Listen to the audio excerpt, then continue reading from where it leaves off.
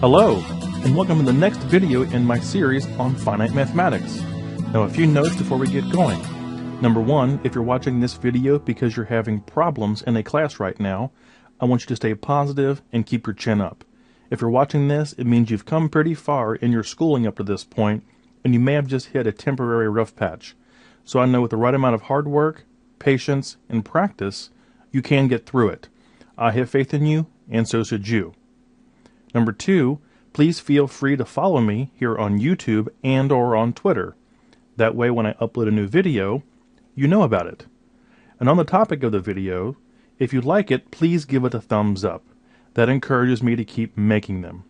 On the flip side, if you think there is something I can do better, please leave a constructive comment below and I will try to incorporate that into future videos. And finally, just keep in mind that the examples I'm using are very basic. So I will be going through everything we do very deliberately, very slowly, step by step. So not only do you know what's going on, but also why.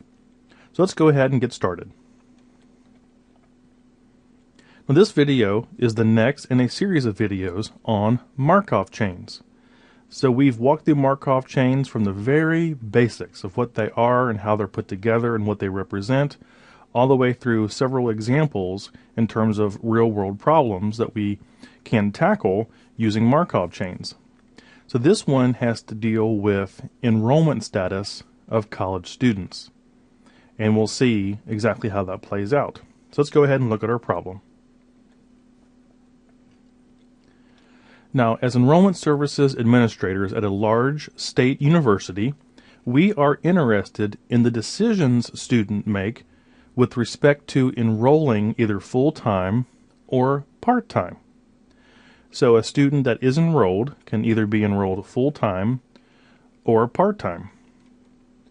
Now particularly we are interested in second semester students at each level, so freshman, sophomore, junior, senior.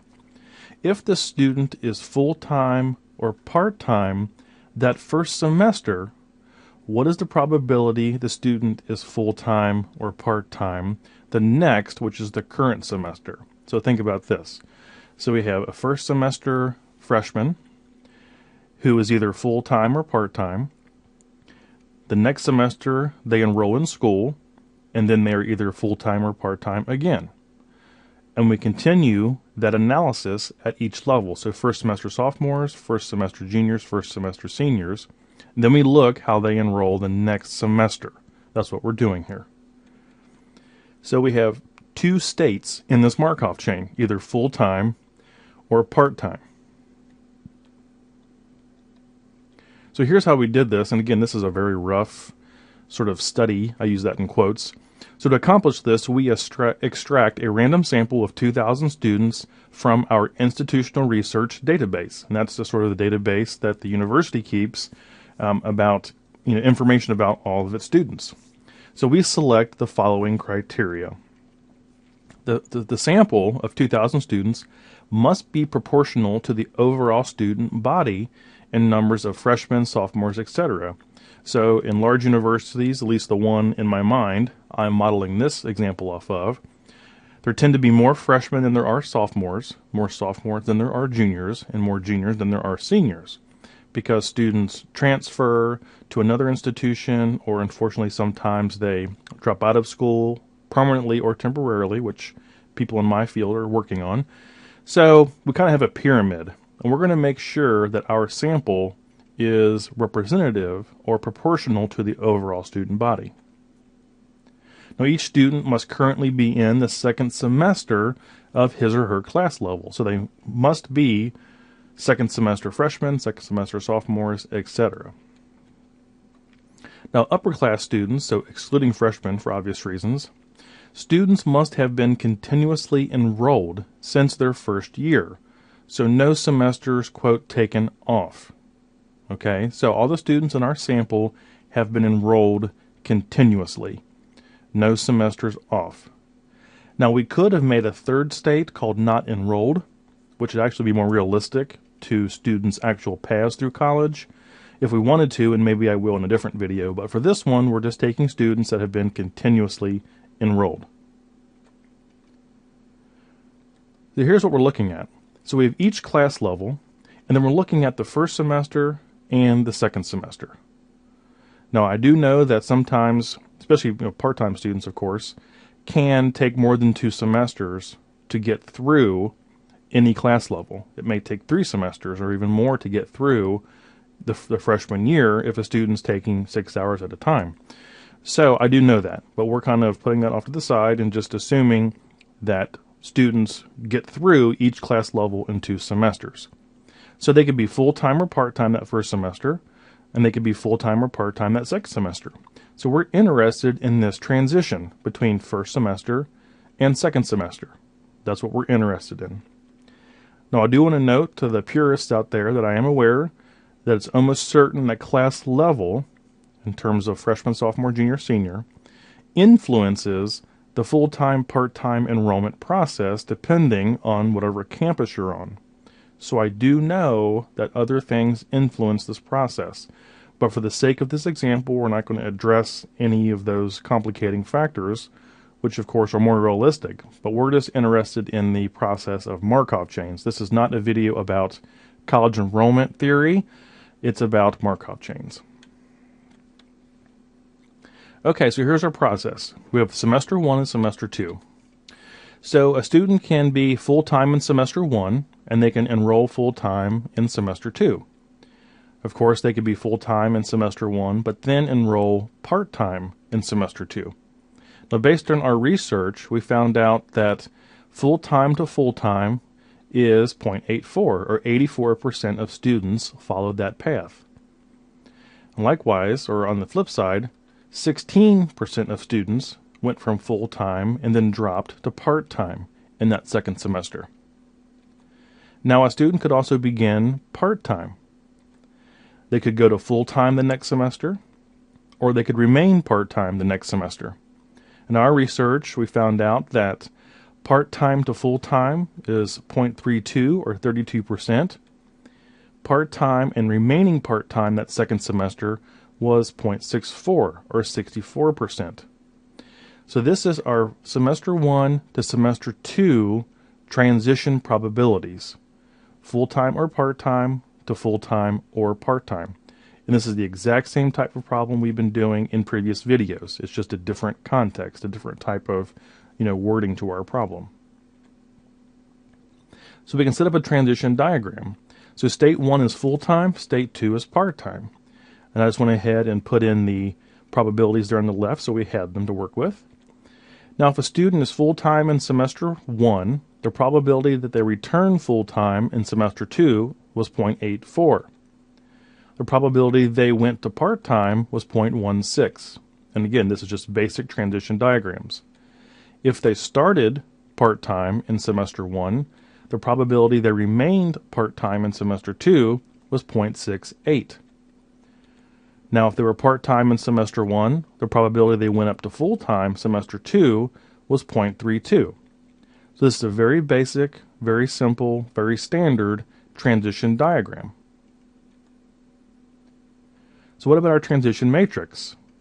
Well, again, it's pretty straightforward if you're familiar with the basics of Markov chains or Markov processes. So full-time now to full-time next was 0.84, full-time to part-time 0.16. And again, that's just the same information represented in a different way. And notice those add up to 1. Now, beginning part-time and then going to full-time was 0.32 probability, and part-time and remaining part-time was 0.68. So that's a basic transition matrix. Now remember a few things here before we actually get into solving this problem. Remember, in the long-run version, we have some initial state vector that we call it. We have our transition matrix, which we just found actually, there in the middle. And if we wanted to find out probabilities, 5, 10, 15 years from now, we could just raise our transition matrix to that exponent. So for 15 years, we could put a 15 there. And that will give us the probabilities that many years from now. So we would have the probability of being full-time and the probability of being part-time m years from now. So I'm just reminding you of that. This is sort of what we're basing this problem off of. So what happens is eventually, when we multiply our answer year by year by the transition matrix again and again and again and again, the outcome is not changed. It has no effect on the outcome. So 25 years into the future is the same as 50 years into the future. And this is the general sort of expression we developed. So V is some sort of initial state vector, or in our case, it's going to be the steady state vector we're looking for, multiplied by our P, which is our transition matrix. But when we do that, we get our steady state vector back. So you can see there that our transition matrix is having no effect when we do the multiplication. We keep getting our steady state vector back. So multiplying by P, the transition matrix, has no effect. It just returns our steady state vector again. And of course, in this problem, we're going to try to find out what that steady state vector is. So there are two methods of solving this problem. And the main reason for that is because we're only dealing with two variables. So we're going to be finding an x and a y. Now, you could also do that, both methods, if you're really good at solving systems of equations, if you have three variables. But in this equation, we only have two variables. So I'm actually going to show you both ways and show you that you get the same answer. So you'll kind of get in two for the price of one in this video. So the first method is called a system of equations. So the steady state vector is what we're looking to find. So that's unknown. So we represent that by x and y. Then we have P, our transition matrix, there in the middle. And that must equal our steady state vector. So when multiplied together, steady state vector plus or multiplied by P equals our steady state vector again. Now when we do this, this is simple matrix multiplication. So we take the row of our steady state vector, which is unknown, multiplied by the first column of our transition matrix. So we get 0.84x plus 0.32y. Then we do the same thing.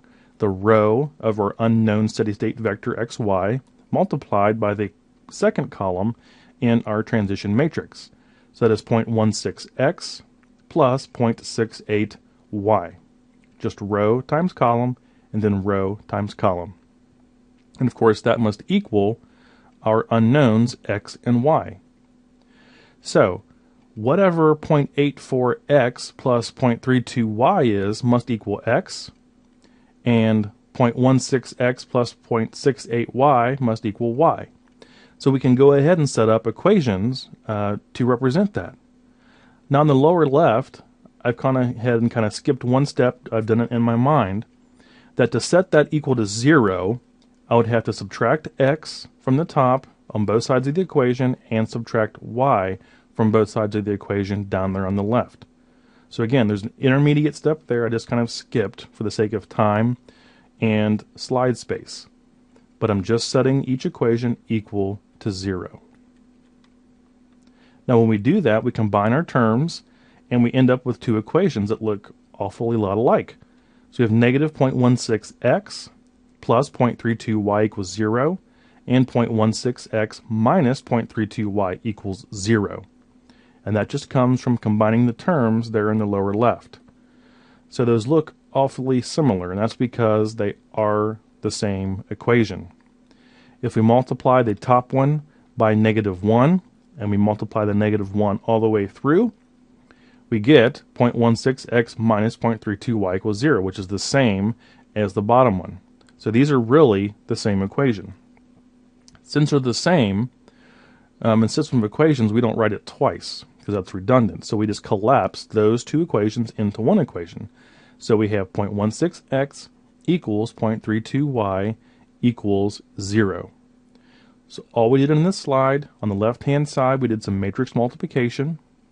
We said the first part of our answer on the left had to equal x. The second element had to equal y. Then we set them equal to 0, and we came up with our system of equations. Since it was the same system, we collapsed it into one, and there's our one equation there on the lower right. Now we also have one other equation, and this one often goes unnoticed by some students I work with. They're like, well, where did that other equation come from? Well, remember that whatever value we have for x and whatever value we have for y in our steady state matrix or steady state vector, those have to add up to 1. So we know that x plus y has to equal 1. And then below that we have our equation from the previous slide. 0.16x minus 0.32y equals 0. So those are the two equations we're going to use to find x and y. So the first thing we'll do is multiply the top equation by negative 0.16. So we go ahead and do that, and we end up with the equation there on the top. So negative 0.16x minus 0.16y equals negative 0.16, which is really easy because the coefficients in the top equation were all 1. So we multiplied it all the way through by negative 0.16. Now we're going to add those equations together. In the process, we're going to eliminate x. As you can see there, we have negative 0.16x plus 0.16x is going to equal 0. Once we eliminate x, we can then solve for y. So we go ahead and do that addition, and we end up with 0x, of course, which is 0, plus negative 0.48y equals negative 0.16. And that's just simple addition, just adding down. So now that we have x eliminated, we can now solve for y. So we have negative 0.48y equals negative 0.16. We'll divide both sides by negative 0.48, and we end up with 1/3. That is 1 over 3. Now, since we have y equals 1/3, we can find out what x is. So remember, x plus y must equal 1. So x plus 1/3 equals 1. And that means that the x value has to be 2/3. So if y is 1/3, x has to be 2/3 for them to add up to 1. And guess what? That is our answer. Those are the values for our steady state matrix. So this is what the original we had. We did not know what our steady state matrix was. That was our unknown. Then we found out that x was 2/3 and y is 1/3. So we can substitute those back in and say that the matrix 2/3, 1/3 multiplied by our by our transition matrix will give us 2/3 and 1/3 back. And if you do that in your graphing calculator, that's true. So you can see that our steady state vector in the long run is 2/3 and 1/3. Okay, method 2, the matrix method. So that version was the system of equations. Now we're going to use the matrix method. Now for this type of problem, the matrix method isn't really even necessary, because using just two variables we can do the system of equations. But I want to show you both so you can get practice at both, and you can see that they both generate the same answer. So let's go ahead and look at the matrix method real quick. So we have this general expression, V, which is a vector, times P, our transition matrix, will give us back our V, which is our steady state vector in this case. So we're solving for V, the steady state vector. Now we can do some algebra here. We'll subtract V from both sides, and we get this expression, or this equation. So V times P minus V equals 0. Again, that's just subtracting V from both sides. Now we can do some factoring. So V, parentheses, P minus 1 equals 0. And all we did there was factor out a V. Very simple factoring.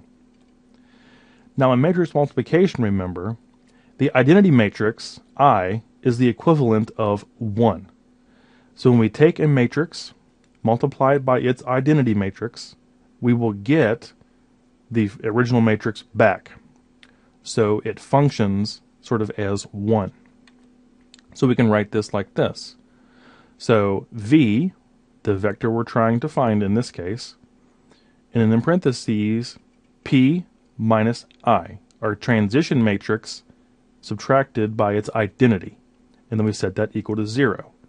So this slide is just simple algebra. We're rearranging things so we can find the value for V. And if you've had this in class up to this point, this should look familiar. So some of the letters might be different, but the basic form of this equation you should have seen. All right, so here's the equation we're working with. Now v is our unknown. That's what we're trying to solve for. It's our unknown steady state vector. P is our transition matrix, which we do know. So there that is. And then I is the 2 by 2 identity matrix. Okay, so we have that. So we have P and we have I, and we're trying to solve for V. Now also remember that x plus y has to equal 1, just like it did in our previous method. All right, so let's do this. So we have x and y, which is our unknown vector V, times our transition matrix P minus its identity. So you can see that there in the brackets. We have the transition matrix on the left, the identity matrix over on the right, and then minus sign in between them, of course. Now when we do matrix subtraction, it's very easy. It's just subtraction with corresponding elements. So 0.84 minus 1, there in the top left, is negative 0.16. 0.16 minus 0 is 0.16. 0.32 minus 0 is 0.32. And then 0.68 minus 1 is negative 0.32. So it is very simple, very straightforward matrix subtraction.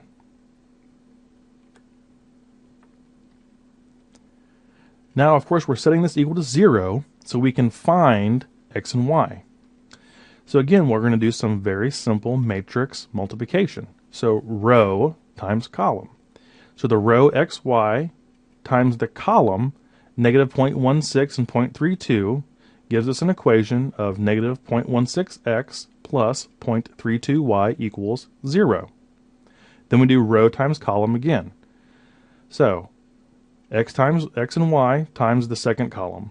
So that gives us 0.16x minus 0.32y equals 0. Just row times column. Now, of course, this should look familiar because this is where our two methods sort of merge. So these are the same looking equations we had last time. So we'll multiply the top row by negative 1. That makes each equation identical. And of course, we can collapse it into 1. So those are our equations. We'll collapse them into one equation, and there it is, 0.16x minus 0.32y. Now we know that x plus y has to equal 1. So those are the final equations we'll use to find our steady state probabilities. So now we're back to the system of equations. But see, we got to this using the matrix method, the V times P minus I. So we ended up in the same place, we just got there from a different starting point. So this we've already done actually. Multiply the top by negative 0.16. We add together to eliminate x, and then we're back where we started in the first method. So negative 0.48y equals negative 0.16. We do that division, and we have y equals 1/3. Then of course that means that x has to equal 2/3. So we did both methods here. We did the basic system of equations because we had two variables, which makes it very easy. And then we actually did the matrix method, the V times P minus I. Sometimes you'll see it W times P minus I. It just depends on what class you're in and how they choose to write it. But either way, gets us the same answer. So we're back to where we started. X is 2/3, y is 1/3. And if we do that matrix multiplication, we will see that that is, in fact, true. So what do we conclude here? Therefore, in the long run, we expect about 67% of second semester undergraduates at each level, so second semester freshmen, second semester sophomores, etc. We expect about 67% of them, or 2/3, to be full-time. And therefore about 33% or 1/3 to be part-time. So this allows us, as college administrators, this allows us to allocate resources. We can develop appropriate programming to meet the needs of each student population. So we know that we're going to have a certain number of full-time and part-time students, each who have unique needs. They have the same needs, but they also have distinct needs. And to plan our course calendars. So we're going to have to make sure the courses we offer meet the demand based on student enrollment. And this sort of process can help us, get in the ballpark of what we can expect based on the transitions or the decisions of current students and past students. Okay? So this isn't just a mental or math exercise. We can actually use this information to help us guide our policy at our university. And this is just simple, basic Markov chains that can help us do it. And we can learn how students transition from the first to the second semester in any given year. Okay, so that wraps up this video on enrollment status probabilities using steady-state Markov probabilities. So again, just a few reminders before we wrap up. If you're having problems in a class, I want you to keep your head up and stay positive. If you're watching this video, it means you're pretty smart. You've come pretty far up to this point. So, with the right amount of practice and hard work, you can get through it. And I hope this video has helped, and my previous videos have helped. Other people's videos have helped, whatever resources you need. Finally, just remember to follow me here on YouTube and or on Twitter. That way when I upload a new video, you know about it. And again, if you like this video, please give it a thumbs up, because it does keep me going in terms of, making them if I know people enjoy them. On the flip side, if there's something you think I can do better, please leave a constructive comment below, and I will try to incorporate that into future videos. So, all that being said, I do want to thank you very much for watching. I wish you the best of luck in your studies, and I look forward to seeing you again next time.